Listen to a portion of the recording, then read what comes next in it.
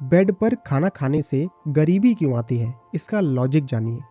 Wealth astrology में आपका स्वागत है। देखिए, आपको सुनने में बहुत ज़्यादा अजीब लग रहा होगा कि ये कैसी अजीबोगरीब बात कर रहा हूँ मैं। देखिए, मैं आपको बताना चाहता हूँ कि एस्ट्रोलॉजी में ये जितनी भी बातें आई हैं, इसका आपको पूरी नॉलेज नहीं है, इस वजह से आप इस पे क्वेश्चन उठा रहे हो। लेकिन मुझे बिकॉज ऑफ एस्ट्रोलॉजी इसका लॉजिक पता है, इसीलिए मैं कह रहा हूँ कि सच में ऐसा होता है।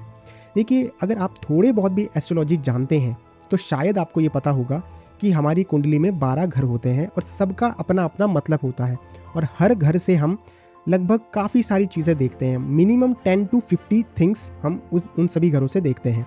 तो आपको ये पता होगा कि अगर जब हम बेड में बैठकर खाना खाते हैं, तो देखिए, अब मैं इसको तोड़ता हूँ कि भैया क्या है। आपको थोड़ी बहुत एस्ट्रोलॉजी आनी चाहिए, तब जाके आप इसको समझ पाएंगे। देखिए, चलिए मैं आपको आसान कर देता हूँ। अगर हम अपने 12वें घर, जो कि खर्चे का घर है, उसको अपने दूसरे घर से जोड़ देते हैं, तो हमारी जितनी भी सेविंग्स हैं वो सब खर्चे में चली जाती है। ये है इसका लॉजिक। आप समझिए, जब हम बेड में बैठकर, जो 12वां घर है, उसमें बैठ के खाना खा रहे हैं, दूसरा घर, तो हमने कहीं ना कहीं 12वें घर को दूसरे घर से जोड़ दिया। दूसरा घर होता है आपके सेविंग्स और 12वां घर होता है खर्चा। इसका मतलब जब आप बेड में अक्सर बैठ के खाना खाते रहेंगे तो आपकी जितनी भी सेविंग्स हैं वो सब आप ही के खर्चे में निकल जानी है। ये है इसका लॉजिक।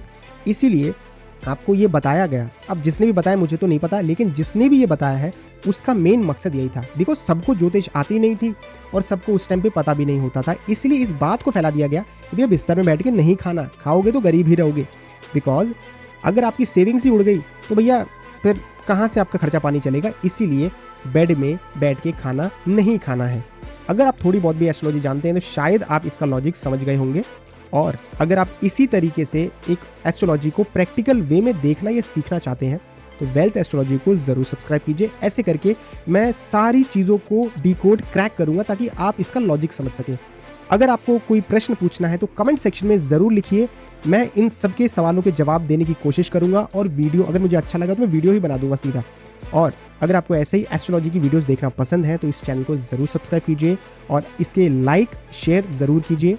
और अगर आप जानना चाहते हैं तो कोई कमेंट सेक्शन में लिख के ज़रूर पूछे, मैं उसका जवाब दूंगा। तब तक के लिए थैंक यू और नमस्कार।